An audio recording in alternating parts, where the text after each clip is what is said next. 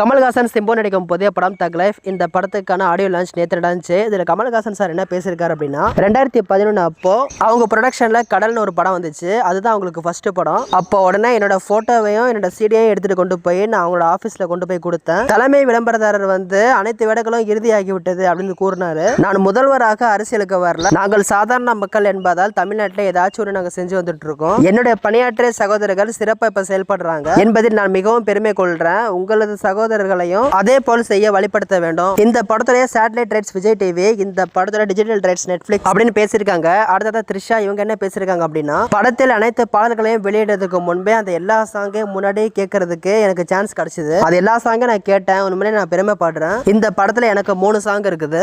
எனவே நான் அசல் வடிக்கப்படாத படிப்புகளை கேட்க முடிந்தது. சிம்பு நானும் அடுத்த படத்துல எப்போ இணைவீங்க அப்படின்னு நிறைய என்கிட்ட கேட்டாங்க. அதுக்கு நான் சொன்னேன், ட்ரெய்லர்ல பார்த்த பிறகு அனைத்து சந்தேகங்களும் உங்களுக்கு இருக்குது. ஆனா நீங்க படத்தோட 2 நிமிஷம் மட்டும் தான் பார்த்திருக்கீங்க. இந்த படத்துல என்னோட கேரக்டர் குந்தவைக்கு ஆப்போசிட்டா இருக்கும்.